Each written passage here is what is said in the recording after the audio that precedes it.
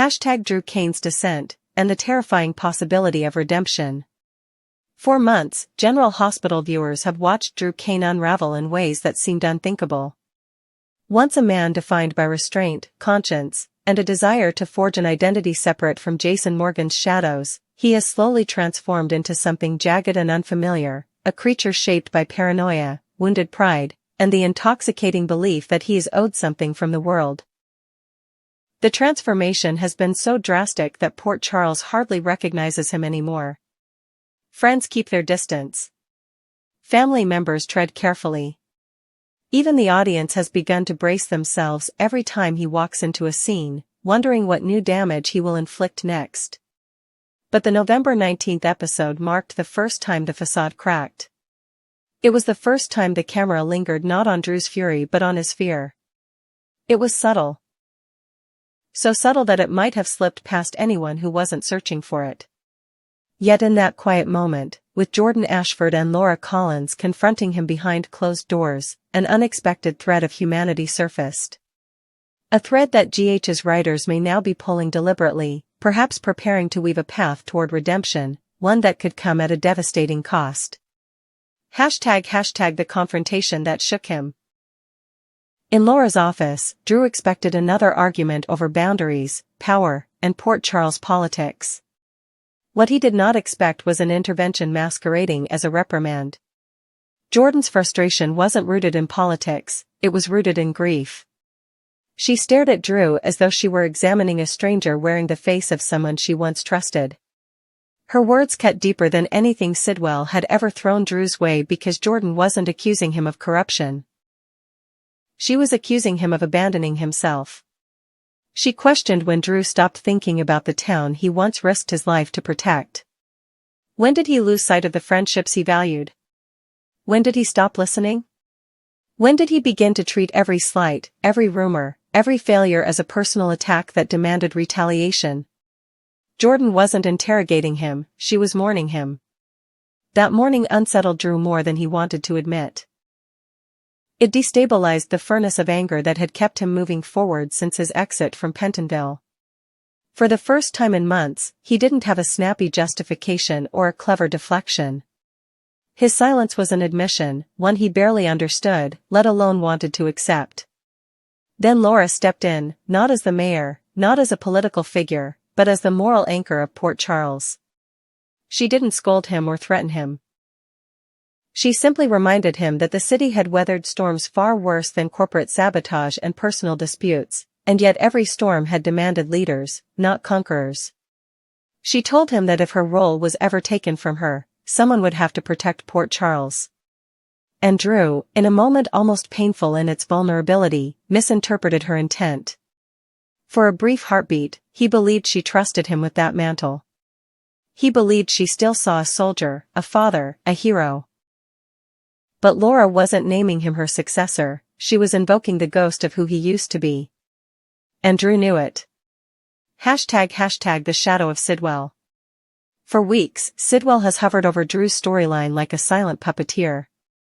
The man represents everything Drew despises: manipulation, surveillance, leverage, and the cold efficiency of someone who treats human lives as chess pieces. Sidwell does not yell. He does not threaten loudly. He simply informs Drew of the consequences, slipping poison into every demand while smiling politely. But in Laura's office, something shifted. As Drew replayed Sidwell's warnings in his mind, the show framed those memories with a clarity that felt deliberate. The writers seemed to invite the audience to reconsider Drew not as a villain in progress, but as a man cornered so thoroughly that lashing out had become his only language. Sidwell's control is absolute, yet fragile. He depends on Drew's compliance, Drew's obedience, Drew's desperation. And the November 19th episode planted the idea that the very monster Sidwell created might become the one capable of destroying him. In the moment when Drew remembered Sidwell's threats, there was no anger in his eyes. Only calculation. For the first time, Drew wasn't thinking like a weapon. He was thinking like a survivor. Hashtag a man at war with himself. Redemption arcs in Port Charles are never clean, and they are rarely hopeful at first. They are born out of mistakes, haunted by secrets, and driven by a desperation so fierce it becomes indistinguishable from self-destruction. Drew is already halfway there. He has betrayed people he once loved. He has prioritized grudges over safety. He has allowed Sidwell to use him as an instrument of intimidation and control. But the confrontation with Laura and Jordan forced him to see himself through their eyes, not as an avenger righting the world's injustices, but as a danger wearing the mask of righteousness. The writers crafted that scene with precision: Laura's disappointment, Jordan's disbelief, Drew's hollow defensiveness, and finally the tightening frame around Drew's troubled expression as he remembered Sidwell. It was a portrait not of villainy, but of fracture. Port Charles has seen villains destroy towns, hospitals, marriages, and families. But rarely does a villain destroy himself first. Drew isn't evil. He is lost. And now, perhaps for the first time, he knows it. Could Sidwell become his salvation, or his ruin? The idea that Sidwell could be the catalyst for Drew's redemption is both ironic and compelling. In a city filled with mob wars, Cassadine plots, and buried secrets, Sidwell represents a threat that operates in broad daylight. No masks. No melodrama. Just influence and coercion. If Drew turns against him, he wouldn't just be reclaiming his dignity, he would be taking down a man who has embedded himself into the political, legal, and economic nerves of Port Charles. This wouldn't be a redemption rooted in apologies or romantic reunions. It would be a redemption forged in rebellion. To defeat Sidwell, Drew would have to become everything Sidwell underestimated: resourceful, principled, unpredictable, and morally awake. And Sidwell's arrogance may be the very weakness that allows Drew to strike back. Imagine the twist: the fallen hero returning to the path of justice, not by saving himself, but by dismantling the monster that twisted him. Port Charles has always thrived on irony. What comes after redemption? If Drew truly rises from this downward spiral, he will not emerge unscarred. Redemption in Port Charles never restores the past, it reshapes the future. A Drew freed from Sidwell's grip will have to confront the wreckage he created: broken trust, strained relationships, professional consequences, and the lingering question of whether anyone will believe his transformation is real. The writers have positioned him at a crossroads, a place where the next decision he makes could permanently alter his legacy. Continue serving Sidwell and he becomes a full-fledged villain.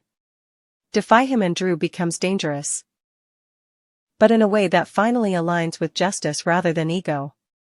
The November 19th episode wasn't just a turning point. It was a warning. Redemption is possible, but only if Drew is willing to burn down the empire of the man who built his downfall. **. A storm is coming. General Hospital ** has always excelled at pulling characters from the brink just when all hope seems lost. With Drew, the stakes feel higher because the audience has seen him at his best and at his worst. He is neither saint nor sinner, neither hero nor villain. He is simply human, a man who made terrible decisions and may now be searching for a way out. The next chapters will determine whether redemption is a distant dream or a seismic twist waiting to explode onto the canvas. But one thing is clear. If Drew Kane rises, he will not rise quietly. **. He will rise by facing the man who pushed him to the edge, and dragging Sidwell down into the light. And Port Charles will never be the same.